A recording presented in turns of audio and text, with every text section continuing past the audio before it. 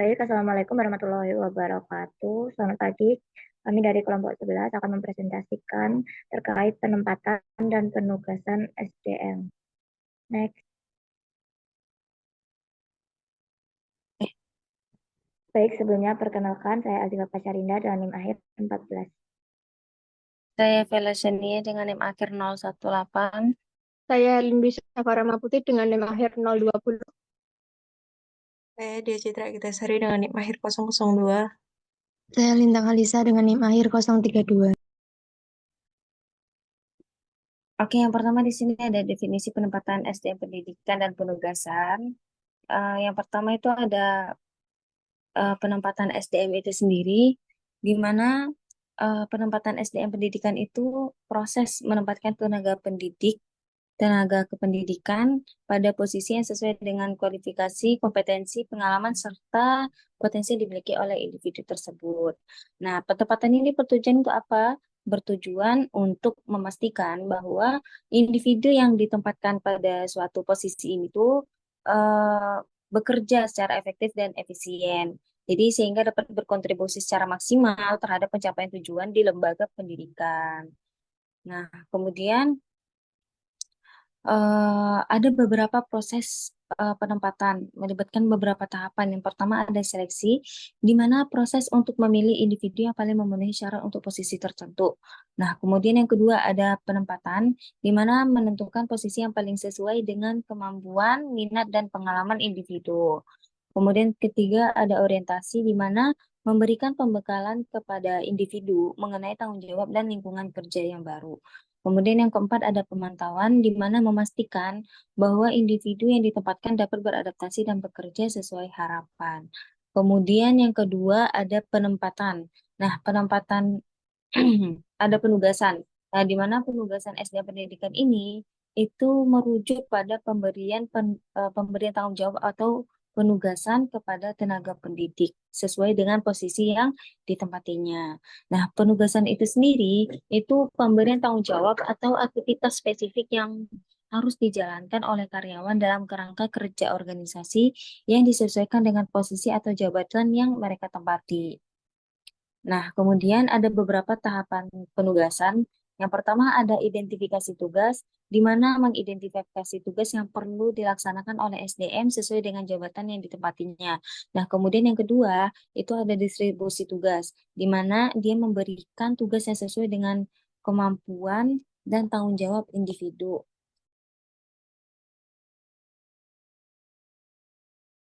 Kemudian yang ketiga ada pelaksanaan, di mana tenaga pendidik atau staf melaksanakan tugas ini sesuai dengan penugasan yang diberikan atau tidak. Kemudian yang keempat ada evaluasi, di mana menilai hasil kerja individu berdasarkan penugasan yang diberikan. Oke, kemudian bisa dilanjutkan oleh rekan saya.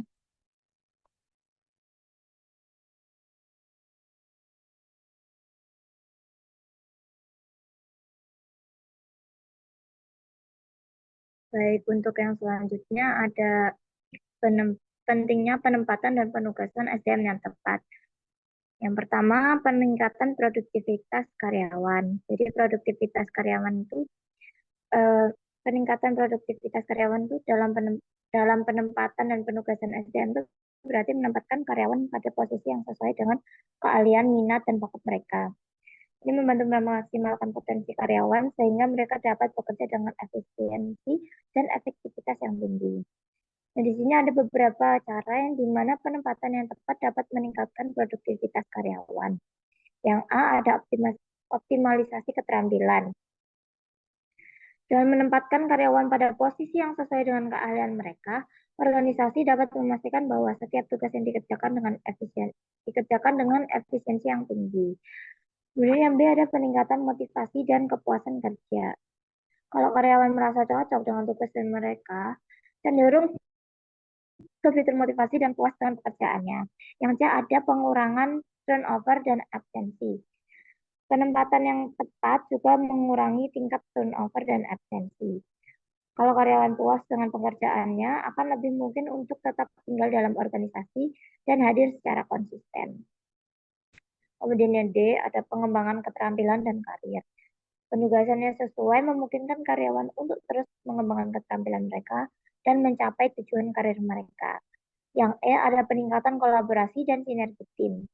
Kalau karyawan ditempatkan pada posisi yang tepat, mereka akan berkolaborasi lebih efektif dan dengan tim mereka. Yang kedua ada pengembangan keterampilan karir dan karyawan. Proses yang bertujuan untuk meningkatkan kompetensi dan potensi karyawan agar dapat mencapai tujuan pribadi dan organisasi. Nah, di sini ada beberapa aspek penting dalam pengembangan, yaitu yang A, identifikasi kebutuhan keterampilan. Organisasi harus mengidentifikasi keterampilan yang diperlukan untuk setiap posisi dan memastikan bahwa karyawan memiliki keterampilan tersebut. Yang B, ada pelatihan dan pengembangan. Dan memberikan pelatihan dan pengembangan yang relevan sangat penting untuk meningkatkan keterampilan karyawan. Seperti pelatihan teknis, pelatihan soft skill, atau program sertifikasi profesional. Yang C ada program mentoring dan coaching. Program mentoring dan coaching dapat membantu karyawan dalam mengembangkan keterampilan mereka dan memahami dinamika organisasi. Yang C ada jalur karir yang jelas. Menyediakan jalur karir yang jelas bagi karyawan membantu mereka mengetahui langkah-langkah yang perlu diambil untuk mencapai posisi yang diinginkan. Ini juga termasuk perencanaan suksesi untuk memastikan adanya pengganti yang kompeten untuk posisi-posisi kunci. Kemudian yang terakhir ada penggunaan teknologi, seperti learning management system, platform learning, dan manajemen talenta yang dapat membantu dalam mengelola dan melacak program pengembangan karir dengan lebih efisien. Next.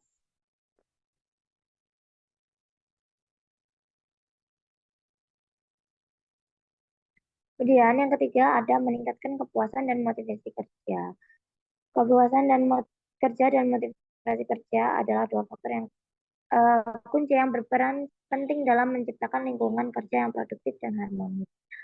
Di sini ada beberapa cara untuk meningkatkan kepuasan dan motivasi kerja melalui penempatan dan penugasan yang tepat.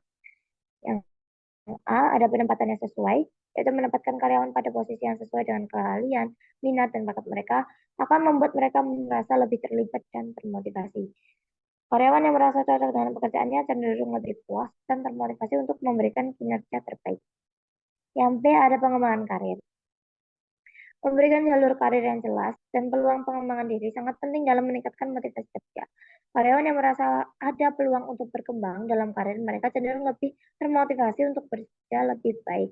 Yang C ada pemberian umpan balik yang konstruktif. Membantu karyawan memahami kekuatan dan area yang perlu ditingkatkan. Memberikan rasa pencapaian dan penghargaan yang dapat meningkatkan kepuasan kerja. Kemudian yang D ada lingkungan kerja yang positif. Dan menciptakan lingkungan kerja yang positif, inklusif, mendukung, dan memotivasi sangat penting untuk kepuasan dan motivasi kerja karyawan. Yang E, pengakuan dan penghargaan. Dan memberikan pengakuan dan penghargaan, karyawan akan merasa lebih dihargai atas kerja kerasnya dan lebih puas serta termotivasi. Yang terakhir ada program kesejahteraan karyawan, di mana karyawan yang merasa sejahtera secara keseluruhan lebih mungkin untuk termotivasi dan lebih produktif.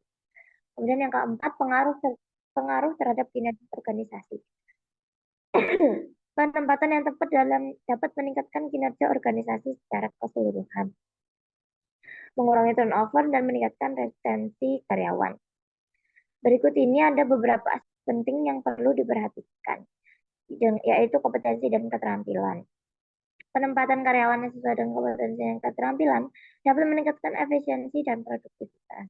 Yang B, pengoptimalan sumber daya, di mana penempatan dan yang memastikan bahwa sumber daya manusia digunakan secara optimal, berarti karyawan ditempatkan pada posisi yang paling sesuai dengan kemampuan mereka, sehingga dapat memberikan kontribusi yang terbaik.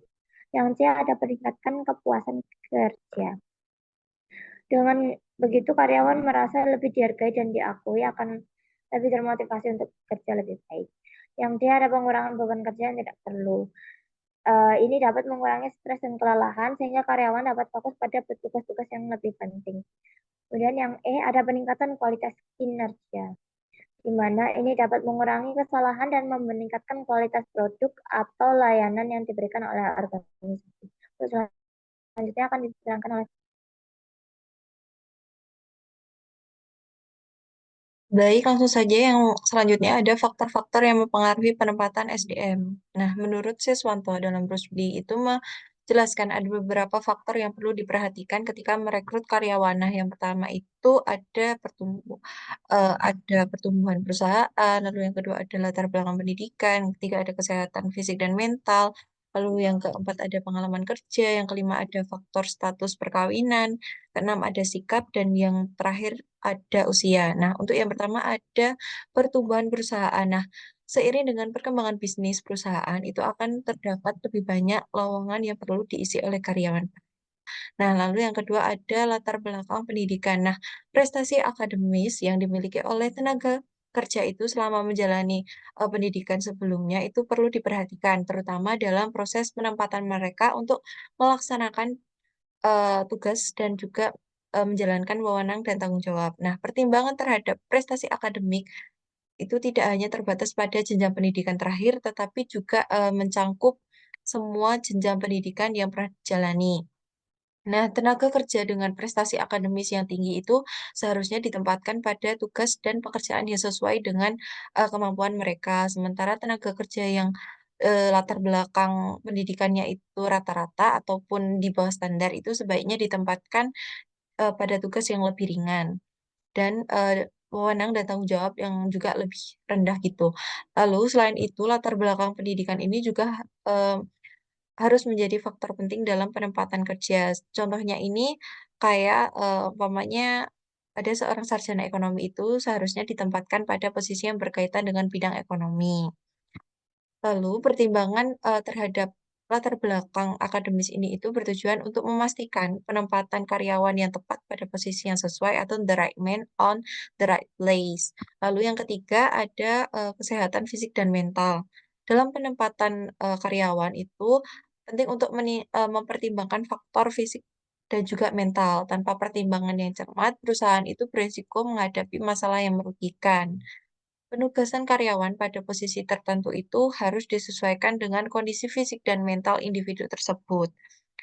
Nah, pekerjaan yang berat dan beresiko misalnya hanya dapat dilakukan oleh individu yang memiliki fisik yang sehat dan kuat. Sementara itu, sumber daya manusia yang memiliki fisik yang lemah namun cerdas itu dapat ditempatkan dalam bidang administrasi, pengembangan konsep ataupun perhitungan yang memerlukan ketelitian tinggi. Meskipun tes kesehatan itu tuh telah dilakukan untuk semua karyawan baru, seringkali itu tes tersebut tuh tidak dapat mencukupi atau cukup mendalam dalam mendeteksi kondisi fisik karyawan secara menyeluruh. Lalu yang keempat ada pengalaman kerja. Nah, dalam proses perekrutan karyawan ini penting untuk mempertimbangkan pengalaman kerja sebelumnya yang relevan. Nah, semakin lama seorang karyawan berkarir itu semakin banyak pengalaman yang dimiliki. Sebaliknya, masa kerja yang lebih pendek biasanya berhubungan dengan pengalaman yang lebih sedikit. Nah, pengalaman kerja seringkali itu dianggap lebih berharga dibandingkan dengan gelar pendidikan yang tinggi. Karyawan yang memiliki pengalaman cukup hanya memerlukan pelatihan dan arahan yang singkat, sehingga mereka dapat segera melaksanakan tugas dan tanggung jawab. Di sisi lain, karyawan yang hanya mengandalkan pendidikan dan gelar yang dimiliki itu mungkin tidak dapat menyelesaikan tugas dengan efisien. Lalu yang kelima, ada faktor status perkawinan. Nah, banyak pekerjaan memerlukan sumber daya manusia yang belum menikah, sehingga status perkawinan mereka itu perlu diperhatikan dalam proses penempatan. Sumber daya manusia yang sudah menikah itu terutama yang memiliki anak, umumnya itu tidak akan ditempatkan seluas sumber daya manusia yang belum menikah. Oleh karena itu, banyak perusahaan yang cenderung memiliki kebijakan yang mendukung penempatan pasangan dalam satu kota ataupun kantor. Lalu yang keenam ada sikap. Nah, sikap ini merupakan elemen yang penting dalam pembentukan karakter individu. Oleh karena itu, manajer sumber daya manusia ini perlu memperhatikan faktor sikap saat melakukan proses perekrutan karyawan, mengingat dampaknya sangat yang signifikan gitu.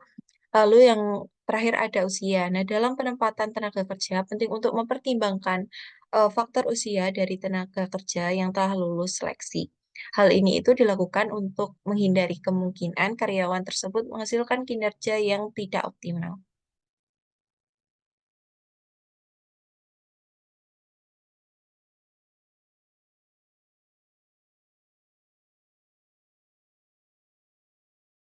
Nah, selanjutnya adalah langkah-langkah dalam proses penetapan SDM. Nah, untuk langkah-langkahnya itu ada 4. Untuk yang pertama yaitu analisis pekerjaan dan spesifik jabatan. Nah, analisis pekerjaan itu untuk mengidentifikasi tugas, tanggung jawab, keterampilan, serta pernyataan lain yang diperlukan suatu jabatan. Tujuannya itu agar perusahaan itu punya pemahaman yang jelas mengenai peran untuk menentukan kualifikasi SDM yang tepat. Nah, sedangkan spesifik jabatan itu diperlukan untuk mencari kriteria seperti kualifikasi pendidikan, pengalaman, keterampilan teknis, karakteristik personal. Untuk yang kedua yaitu evaluasi kinerja dan potensi karyawan. Evaluasi kerja itu melibatkan penilaian hasil kerja karyawan yang sedang atau telah menjalankan peran tertentu. Nah, evaluasi ini digunakan apakah karyawan itu sudah memenuhi standar yang diharapkan dan juga mengidentifikasi potensi apa yang perlu dikembangkan oleh karyawan tersebut. Nah, di sini evaluasi ini mencakup penilaian dari atasan dan penilaian dari rekan kerja. Nah, untuk yang ketiga adalah wawancara penempatan dan umpan balik. Untuk proses penempatan itu melibatkan wawancara untuk memahami kesesuaian karyawan dengan jabatan yang baru. Wawancara ini mencakup preferensi kerja, tujuan karir, kecocokan budaya kerja. Nah, di sini setelah wawancara itu, karyawan akan diberikan umpan balik untuk memberikan pandangan tentang kecocokan karyawan terhadap peran yang sedang diusulkan atau sehingga si karyawan itu dapat mendapatkan masukan tentang bagaimana peran dia untuk memenuhi jabatan tersebut. Nah, untuk yang keempat ada orientasi dan penyesuaian. Orientasi digunakan untuk membantu SDM memahami peran dan tanggung jawab terkait dari jabatan, tugas spesifik, budaya perusahaan, aturan, serta prosedur. Nah, di sini karyawan itu akan menyesuaikan diri dengan lingkungan dan juga perannya yang baru. Selanjutnya, boleh di-next.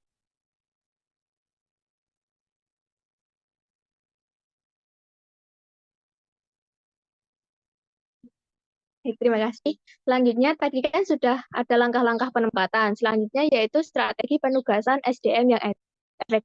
Di sini juga ada 4 strategi. Untuk yang pertama adalah penugasan berdasarkan keterampilan dan minat, di mana kita mengacu pada konsep the right man in the right place, di mana merujuk pada praktik penempatan SDM itu harus sesuai dengan keterampilan, skill, dan juga ahliannya.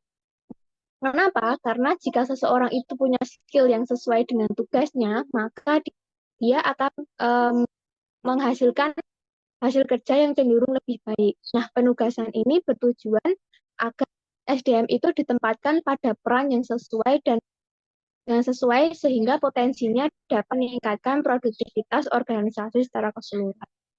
Yang kedua yaitu penugasan rotasi dan pengalaman lintas fungsi. Penugasan rotasi ini yaitu digunakan untuk mencoba peran dan tanggung jawab baru di berbagai departemen atau tim. Nah, di mana karyawan itu akan mendapatkan pengalaman yang baru dan juga dapat membantu mereka untuk mengembangkan berbagai soft skill dan memungkinkan karyawan untuk menghadapi tantangan baru. Nah, di sini untuk pengalaman lintas fungsi, di mana SDM itu dapat saling terikat terhadap dengan pekerjaan yang lain sehingga lebih fleksibel dalam penyelesaian pekerjaan saat SDM lain itu tidak hadir ataupun absen. Nah, untuk yang ketiga yaitu pemberian tugas proyek khusus, di mana itu diberikan tugas atau tanggung jawab kepada SDM untuk mendapatkan pengalaman baru. Contohnya, Departemen Pemasaran diberi tugas proyek khusus untuk merancang kampanye pemasaran baru. Pemberian tugas khusus ini disesuaikan dengan kemampuan dan keterampilan dari SDM itu. Karena biasanya pemberian tugas proyek ini diberikan kepada SDM yang memiliki keterampilan, pengetahuan, dan pengalaman yang lebih spesifik dan kadang jarang dimiliki oleh seluruh anggota tim. Nah, dan yang terakhir adalah penugasan berdasarkan prioritas organisasi, di mana penugasan ini diberikan kepada SDM berupa tugas dan tanggung jawab berdasarkan prioritas strategis yang telah ditetapkan oleh organisasi. Hal ini bertujuan agar SDM itu memiliki pengetahuan SDM yang dimiliki perusahaan itu dia dapat memberikan dampak maksimal kepada tujuan organisasi. Nah, penugasan ini biasanya bersifat fleksibel karena menyesuaikan perubahan prioritas organisasi. Selanjutnya akan dijelaskan oleh teman saya. Oke, selanjutnya ada tantangan dalam penempatan dan penugasan SDM. Penempatan dan penugasan SDM dalam manajemen sumber daya manusia pendidikan itu merupakan proses strategis yang tujuan untuk membuat pendidikan baik ditempatkan di posisi yang sesuai dengan kompetensi ahli mereka. Nah, ternyata pendidikan melibatkan 10% administrasi pemimpin sekolah atau institusi sesuai dengan masing-masing sehingga nantinya ini bisa belajar dan berhasil optimal. Nah, tujuannya itu untuk mencapai supaya individu dan cara ini ada beberapa tantangan dan masalah sering dalam penempatan. Yang pertama itu ada jangan salah satu tantangan utama dalam penempatan kerja yaitu keterampilan antara persyaratan pekerjaan dan kualifikasi individu yang tersedia. Perubahan teknologi dan persyaratan pekerjaan yang berkembang pesat ini bisa menyebabkan kesenjangan yang dilakukan oleh pasar kerja dan apa yang dimiliki oleh calon pekerja. Nah, akibatnya individu ini mungkin mengalami kesulitan dalam menemukan pekerjaan yang sesuai dengan kualifikasi dan mereka. Nah, sementara perusahaan itu mungkin menghadapi kesulitan dalam mencari individu yang tepat untuk memenuhi kebutuhan mereka. Yang kedua, ada ketidaksesuaian organisasi. Setiap organisasi itu memiliki nilai dan lain ini ditempatkan dalam lingkungan kerja yang tidak sesuai dengan budaya dan nilai mereka. Ini bisa menyebabkan ketidakpuasan kerja perusahaan untuk mempertimbangkan nilai-nilai budaya organisasi mereka dalam proses pemaparan kerja serta memberikan informasi yang jelas tentang lingkungan kerja pada calon pekerja. Selanjutnya yaitu ada persaingan. Nah, pada beberapa industri dan pekerjaan yang sangat minat untuk mendapatkan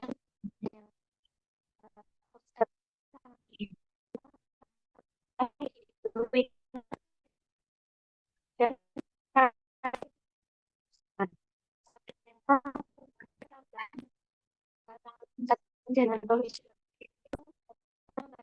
dan mengatasi yang tepat diskriminasi dan bias.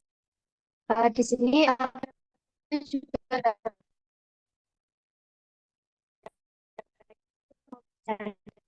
individu ini tapi lain yang mereka untuk ini harus di tanpa diskriminasi. Ini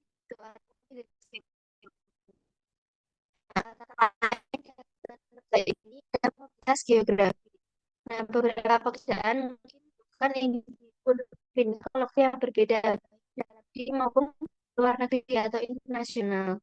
Hal ini bisa menjadi tantangan bagi individu yang memiliki keterikatan dengan daerah sulit menyesuaikan diri dengan teman yang baru. Kita dan lingkungan tempat ini bisa membantu mengatasi mobilitas geografi. Next.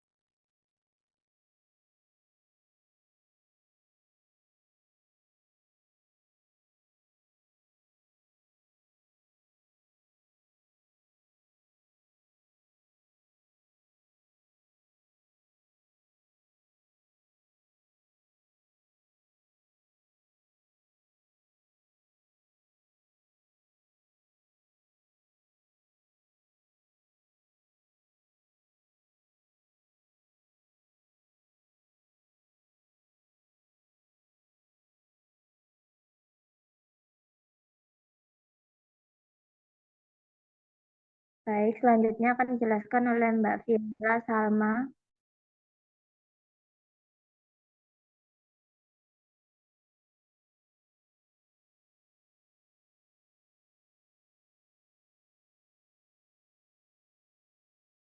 Oke.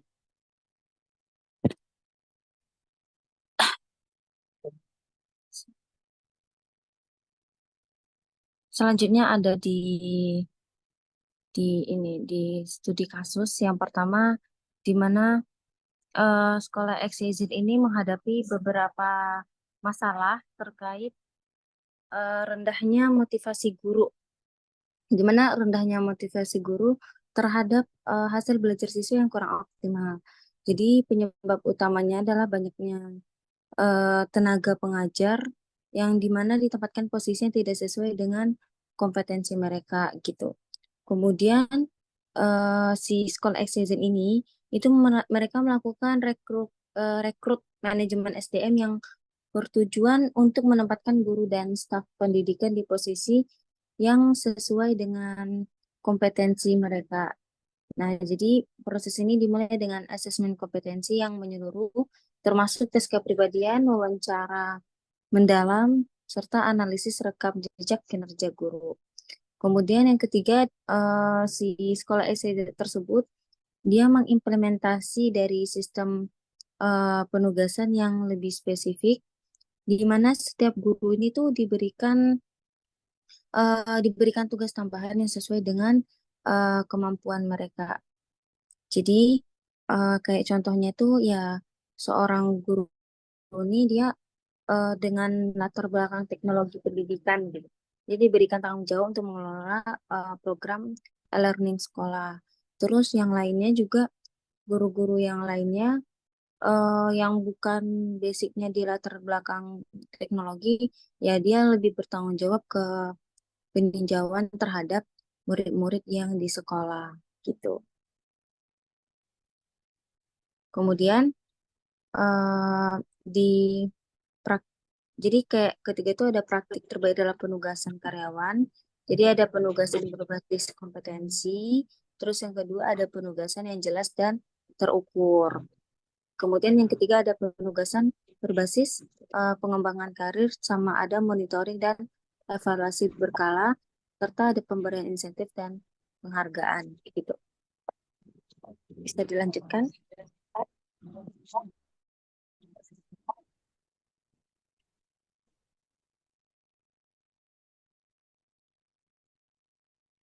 Baik, yang selanjutnya ada pengukuran keberhasilan penempatan dan penugasan SDM. Nah, penempatan sumber daya manusia yang tepat merupakan kunci keberhasilan organisasi, terutama di sektor pendidikan.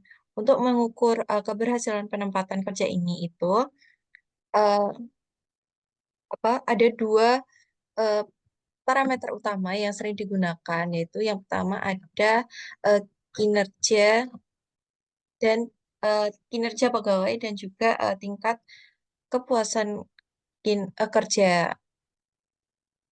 Nah, untuk kinerja karyawan sendiri itu mencerminkan efektivitas penempatan mereka.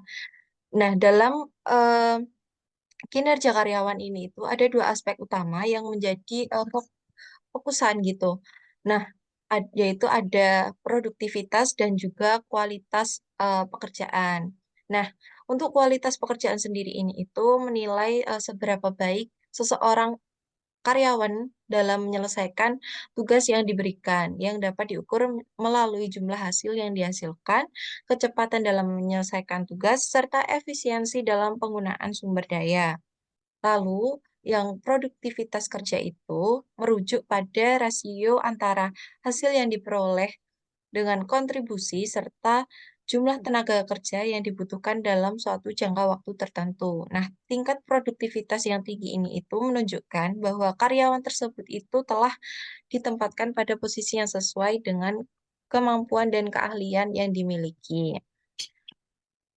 Lalu, karyawan yang merasa puas dengan pekerjaannya ini tuh cenderung menunjukkan motivasi dan produktivitas yang lebih tinggi, serta loyalitas yang lebih besar terhadap perusahaan.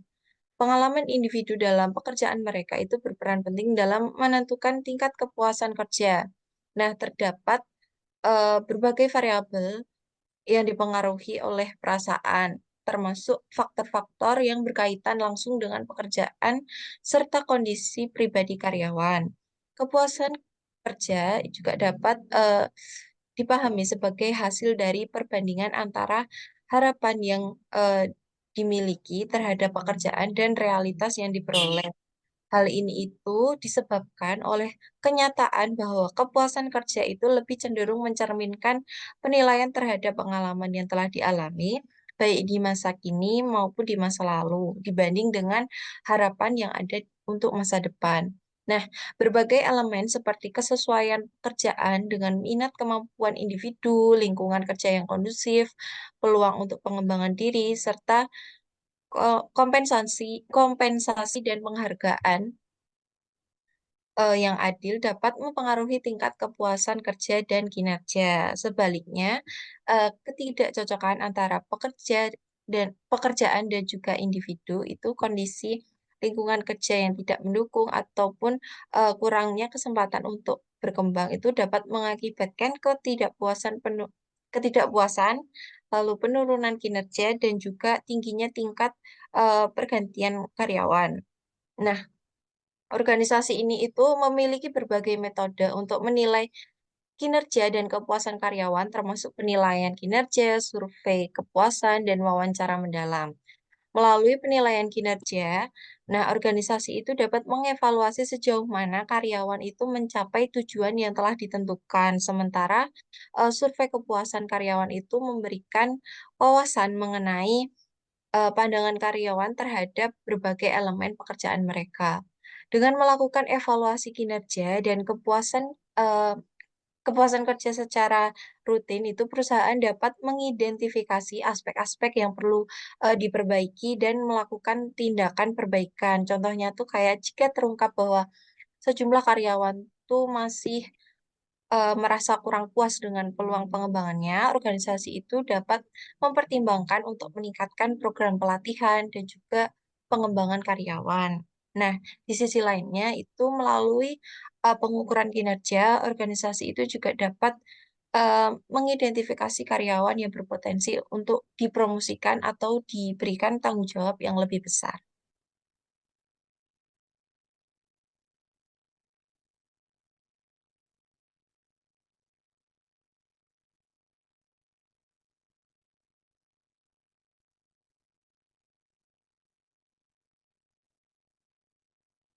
Baik, yang selanjutnya ada rekomendasi untuk penempatan dan penugasan SDM yang optimal.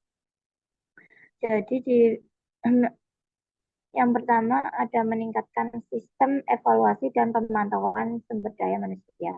Sistem evaluasi dan pemantauan yang efektif itu dapat membantu organisasi dalam mengidentifikasi kekuatan dan kelemahan karyawan, serta memastikan bahwa mereka ditempatkan pada posisi yang paling sesuai dengan kemampuan mereka.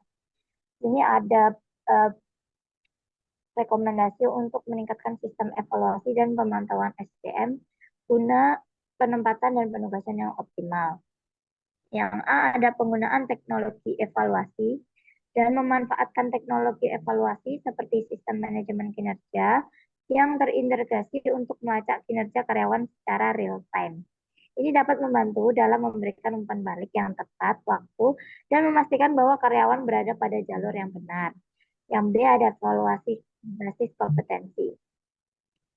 Diimplementasikan evaluasi berbasis kompetensi untuk mengidentifikasi kekuatan dan kelemahan karyawan dalam berbagai keterampilan dan pengetahuan. Gunanya untuk membantu karyawan dalam menempatkan karyawan pada posisi yang sesuai dengan kompetensi mereka. Yang C ada penilaian 360 derajat. Metode penilaian 360 derajat ini yang mencakup umpan balik dari atasan, rekan kerja, dan bawahan untuk mendapatkan gambaran yang lebih komprehensif tentang kinerja karyawan.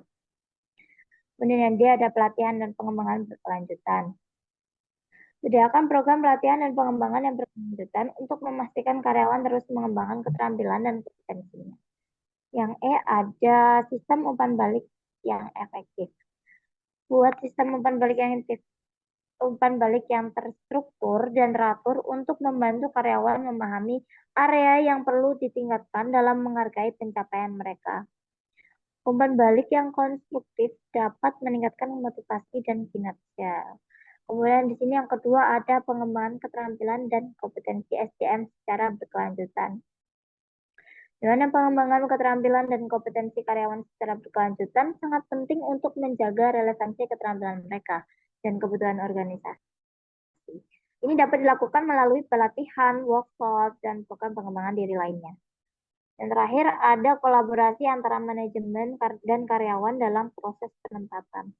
Kolaborasi antara manajemen dan karyawan dalam proses penempatan dapat memastikan bahwa keputusan penempatan didasarkan pada pemahaman yang komprehensif tentang kebutuhan dan keahlian karyawan. Ini juga dapat meningkatkan rasa kepemilikan dan partisipasi karyawan dalam proses penempatan.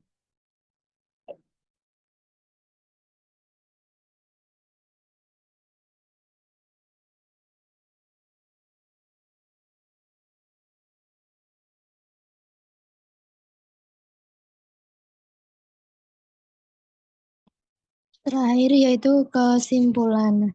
Penempatan dan penugasan sumber daya manusia atau SDM yang efektif itu merupakan kunci keberhasilan suatu organisasi, terutama di sektor pendidikan. Proses ini dimulai dengan analisis pekerjaan dan spesifikasi jabatan untuk memastikan bahwa karyawan itu ditempatkan sesuai dengan keterampilan, kompetensi, dan minat masing-masing. Evaluasi kinerja dan potensi karyawan, serta wawancara dan juga umpan balik juga berperan penting dalam menentukan kesesuaian antara individu dan posisi yang diemban. Strategi penugasan yang baik itu bisa melibatkan penempatan berdasarkan keterampilan, rotasi pekerjaan, dan pemberian tugas proyek khusus. Selain itu, penugasan juga harus disesuaikan dengan prioritas organisasi untuk memastikan bahwa sumber daya manusia dapat memberikan kontribusi maksimal terhadap tujuan yang ditetapkan. Nah, untuk mencapai penempatan sumber daya manusia yang optimal, organisasi ini perlu menerapkan sistem evaluasi serta pemantauan yang efektif, serta memberikan program pengembangan keterampilan secara berkelanjutan. Nah, dengan langkah ini, organisasi dapat menciptakan lingkungan kerja yang produktif dan harmonis.